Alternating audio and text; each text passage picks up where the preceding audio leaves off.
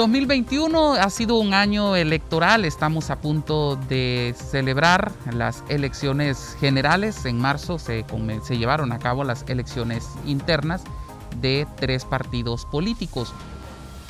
Sin embargo, desde el año 2020 se han venido desatando una serie de actos en contra de personas que aspiran a cargos de elección popular.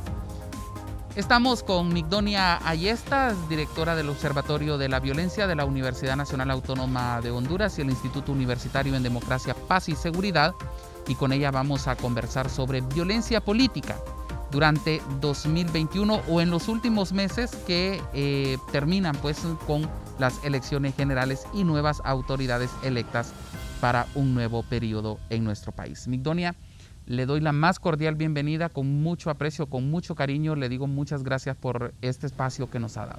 No, muchas gracias a ustedes y a la Universidad Nacional Autónoma de Honduras por permitirnos un espacio para reflexionar, para investigar, para desarrollar estos temas que en otros momentos o que en otros lugares no se podría hacer, y eso nos permite desarrollar estos procesos de investigación sobre violencia política.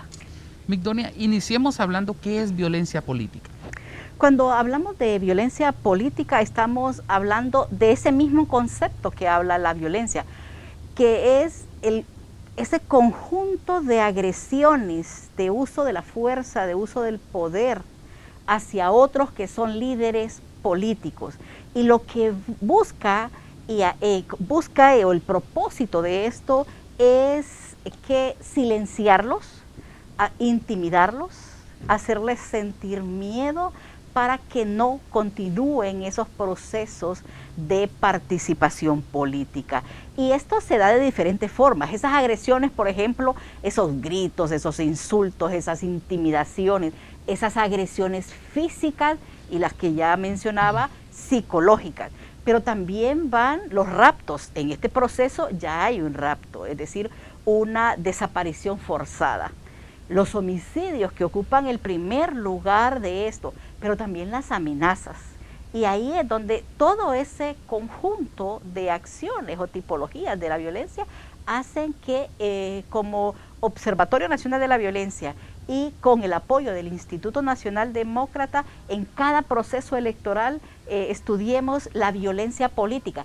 Porque también hay que decirlo ya dijimos qué es lo que estudiamos, pero también cuál es el objeto del estudio, la persona con que estudiamos.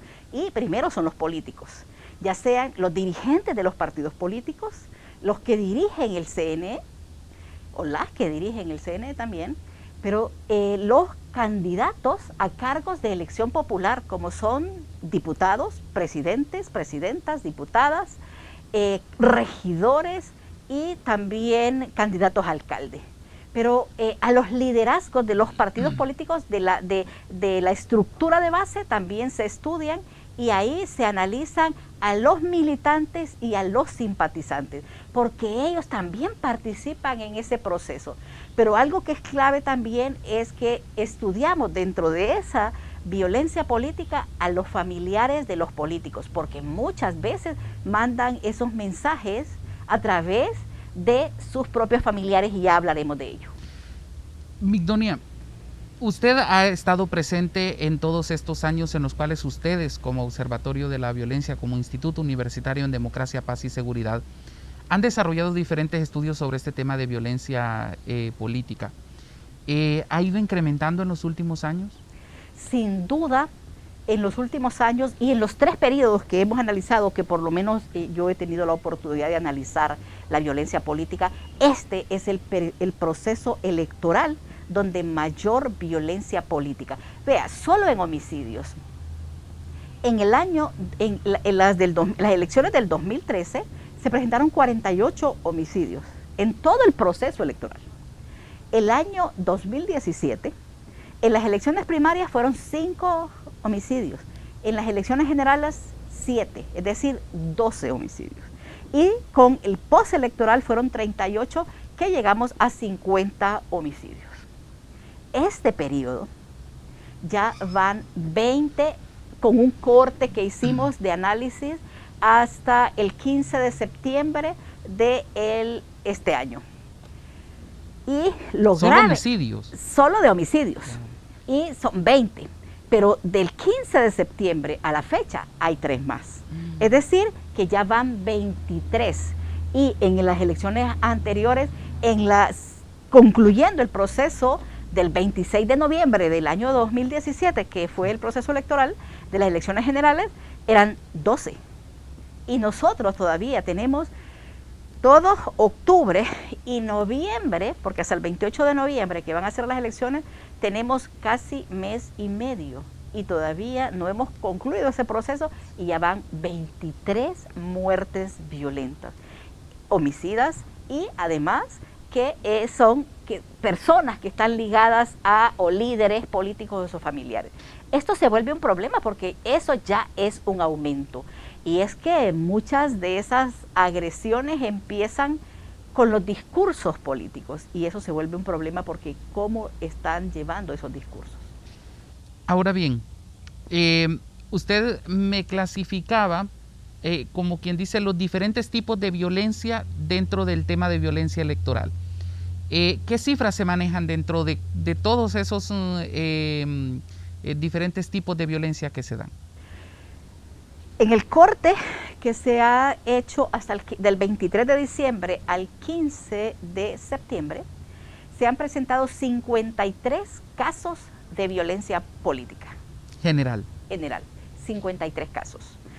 Hay que sumar estas que se están desarrollando. Dentro de esos 53 casos, 20, decíamos, hasta el 15 de septiembre, son homicidios. Hay un rapto, 6 amenazas, 10 atentados, 15 violencia física, violencia psicológica, violencia patrimonial y una coerción, una intimidación en las redes sociales. Ese hace el total de los 53 casos. Sin duda, el 38% es homicidios y el 19% del total son atentados. Y atentan contra los objetos, el carro, la casa, han ido a tirotear, les han quebrado los vidrios de las casas. Es decir, están siendo especialmente violentos porque quieren dejar planteado que están agrediendo a ese candidato. ¿Y en qué partes del país es donde más se ha dado estos casos? En principio hay 5 departamentos donde más violencia homicida y violencia política se ha desarrollado. Dentro de ellos, en primer lugar, lo está ocupando Francisco Morazán, Cortés, Olancho, Colón y Francisco y Atlántida. Esos son los 5 departamentos que más violencia homicida. Y si lo vemos en homicidios, por ejemplo, Olancho es donde de los 20 hay 5 homicidios en Olancho. Pero en Francisco Morazán y en Cortés se dan también esos otros tipos de violencia política como las amenazas, los raptos o las desapariciones forzadas. Uh-huh. ¿Y hay algún partido político en particular que sea el más afectado o ha sido general? Antes de entrar a los partidos políticos me gustaría también decir que a quien más les afecta esta violencia es a la estructura, a la base de los partidos políticos. La mayoría de los casos, y casi el 50% de los casos de violencia política, está desarrollándose contra militantes, simpatizantes, familiares o votantes en las elecciones primarias.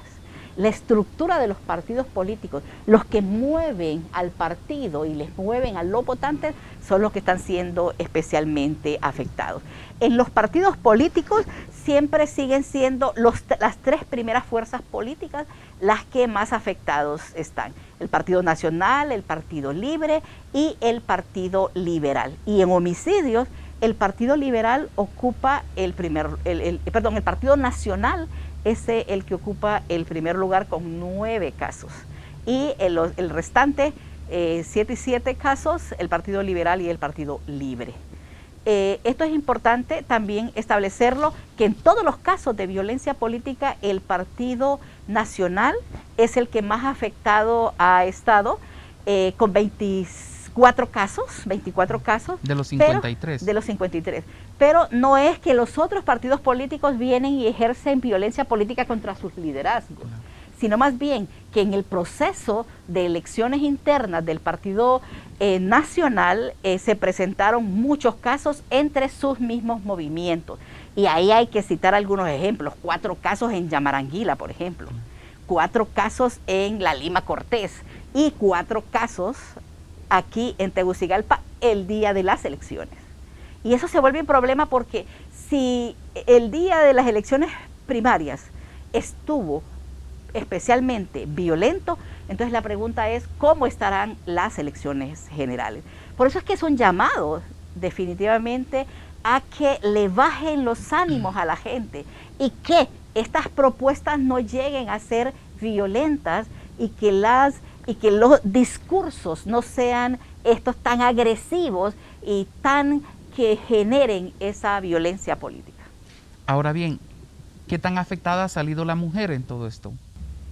La violencia política contra las mujeres es un tema interesante para analizar precisamente porque hay poca participación de las mujeres y es una de las principales dificultades para su participación efectiva.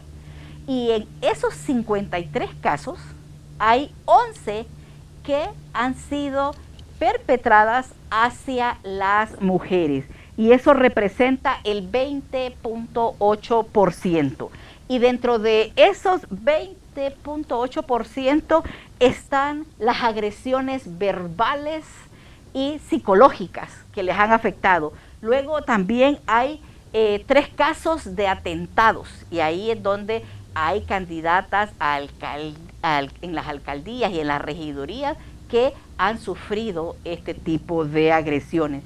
Hay 2 homicidios en estos. Y aquí quiero recordar, por ejemplo, a la candidata del Partido Liberal, Carolina Echeverría Jailo, es uno de esos homicidios que se están presentando. Y luego también hay amenazas. Y aquí, dentro de las atentados y coacciones, yo quiero recordar, por ejemplo, a la dirigente del PAC que dijo que la querían envenenar, o otra candidata a diputada y que es diputada que le atentaron y fueron a su casa a hacerle disparos, es decir, que ven y perciben todos estos casos de violencia política como una amenaza y que al final muchas veces impide esa participación política de las mujeres.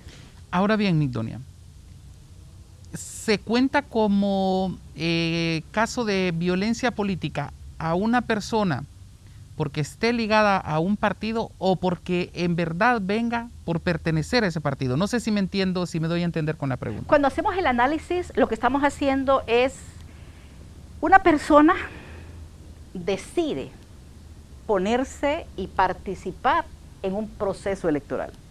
Hace que lo elijan, que voten por él. Anda haciendo toda una campaña para ganarse, por ejemplo, una regiduría, una alcaldía, una diputación o la presidencia de la República. Entonces, ellas ya están en la palestra pública desarrollando este proceso.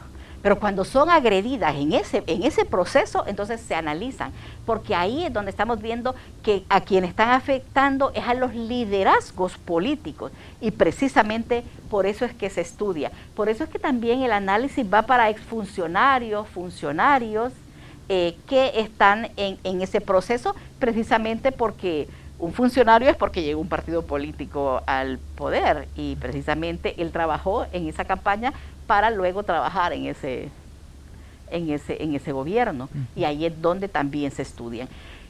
¿Quién debe decir si en ese atentado era por los temas políticos o por su propio perfil? Es la autoridad competente.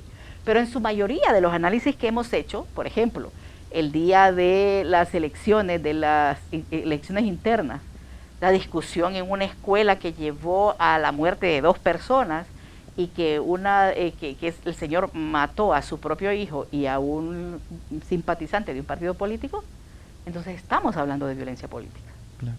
Analizando todo este contexto, ¿se han resuelto casos de esos o han quedado en el limbo, como la mayoría de casos? El hecho de hacer estos análisis es precisamente para que la autoridad competente pueda desarrollar las investigaciones, pero que también los candidatos y candidatas que son afectados con esta violencia política, cuando les van a disparar a su casa, cuando les quiebran los vidrios de su vehículo, cuando los empujan, cuando los agreden, cuando les pegan con lo que encuentren en un espacio, como pasó uno de estas en los procesos que agredieron a una de las comisionadas del CNE. Entonces ahí estamos viendo que es violencia política, no tenemos que investigar nada. Y hay bien pocos los casos de que la persona que fue agredida va e interpone la denuncia. Y hay una instancia que corresponde, pero no siempre interponen la denuncia. Pero también es importante establecer lo que ni siquiera los partidos políticos establecen una acción para decir, están agrediendo a mis líderes políticos, a mis simpatizantes. Es decir, que no hay una apuesta de los partidos políticos al respecto. Por lo tanto, son bien pocos los casos que se establece, que se interpone una denuncia, pero que también se desarrolla una investigación. Bien pocos los casos que se han resuelto.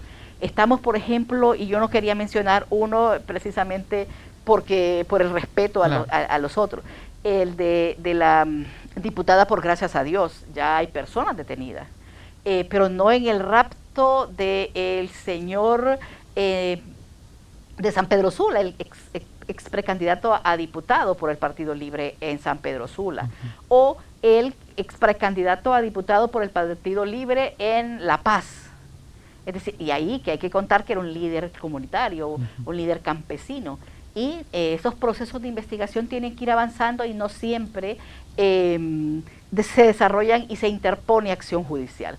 Pero yo, en este momento quiero recordar que el candidato a diputado Briceño interpuso las denuncias ante el Ministerio Público y esperemos que den respuesta, pues, porque el otro problema es ¿de qué sirve que se publique en los medios de comunicación, que evidenciemos la situación como observatorio de la violencia y como observatorio de violencia política, pero que el Estado no haga nada? El Estado a través de sus instituciones no desarrolle ese proceso, entonces va a seguir pasando. Y lo que vamos buscando es que se aminoren estos conflictos y que se pueda unas elecciones que sean libres, sin violencia, sin conflicto y transparentes, obviamente. Agarrándome de esa última parte, ¿cómo cree usted que va a transcurrir esto? ¿Cree que se va a incrementar la violencia política? ¿Cómo avisora usted, ya analizando o ya teniendo bien claro el panorama pasado, cómo cree que va a ser el futuro?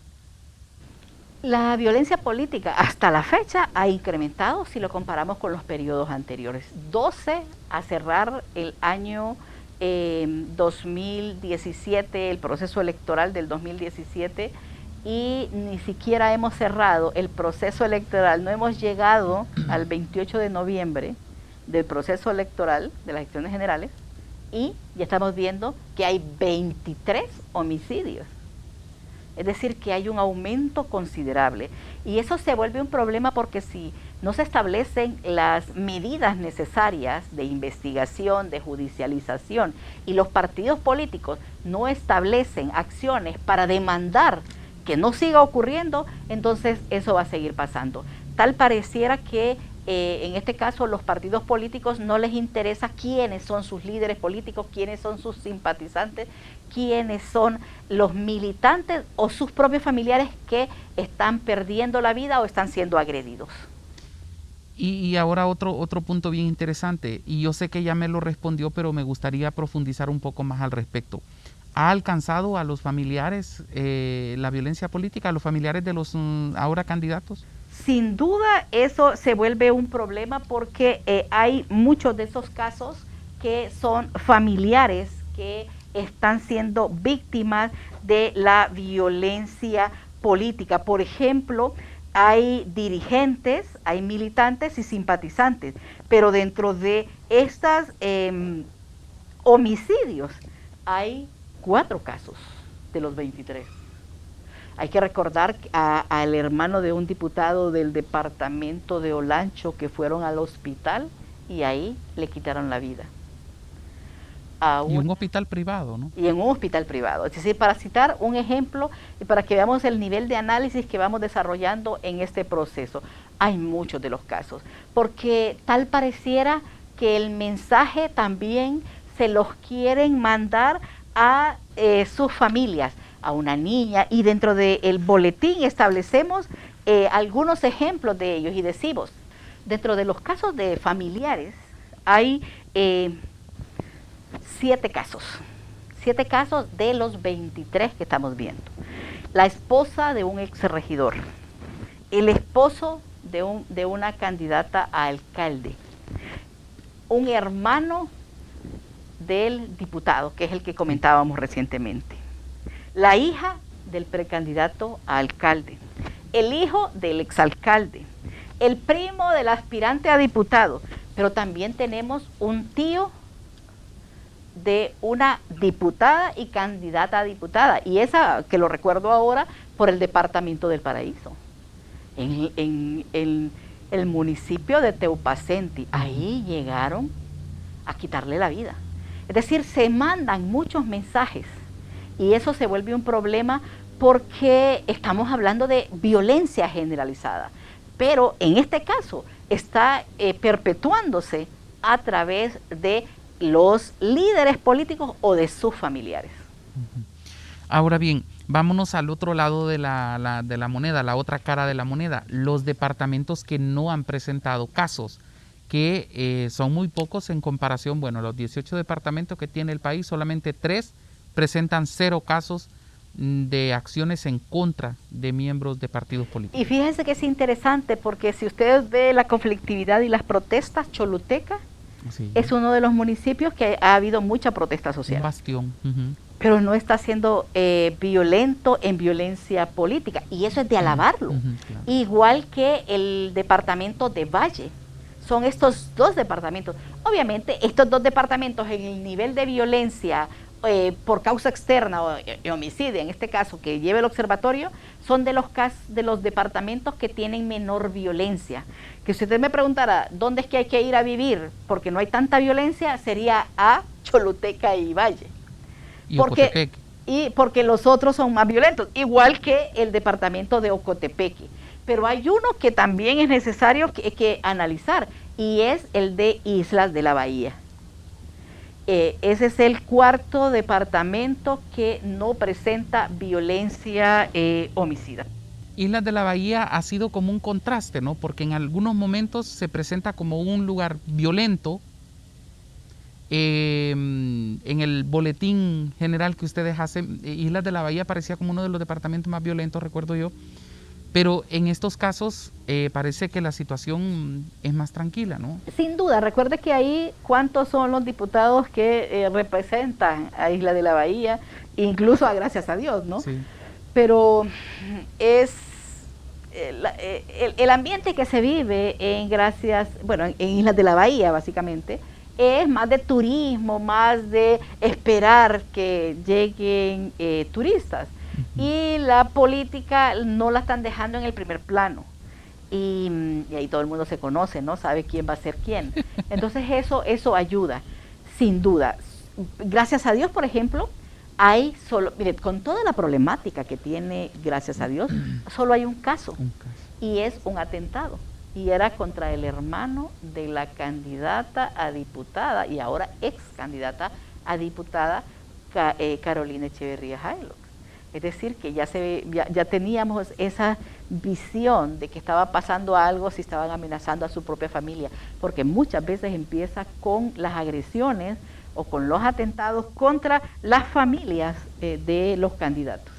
El poder corrompe y el poder, viéndolo así, se vuelve violento cuando a toda costa quiere obtenerlo. Y es muy interesante también el hecho de que en departamentos que, bueno, algunos se atreven a llamar como el corredor de la droga, el tema de Gracias a Dios, de Colón, Atlántida, todo lo que es la zona norte de Honduras, los casos son mínimos, se concentran casi todos en Francisco Morazán, ¿no? Se concentran todos en Francisco Morazán, aunque también hay que ir viendo el corredor de la droga. Ahí, dentro de esos municipios o departamentos, perdón, que están siendo violentos en violencia política, en primer lugar está Francisco Morazán con 13 casos. Luego sigue Cortés con 9 casos, que es parte de ese corredor. Luego Olancho, que también se vuelve un problema en el tema de conflictos y drogas, son con 7 casos. Es decir, esa zona, Lloro, también Atlántida, con 3 casos cada uno. Entonces, toda esa zona sí se vuelve también en violencia política. Maneja el mismo comportamiento que se maneja en el observatorio en violencia homicida. Y por último quiero que hablemos un poco sobre los lugares donde se dan más este tipo de actos. Y este boletín que ustedes han presentado señala que fue en la vía pública, con un 47.2% de personas que sufrieron algún tipo de acción. Se vuelve un problema cuando esta violencia generalizada siempre se evidencia que en el espacio donde se ejerce es en el espacio público, y luego seguido de las casas de habitación, que se vuelven también todo un problema.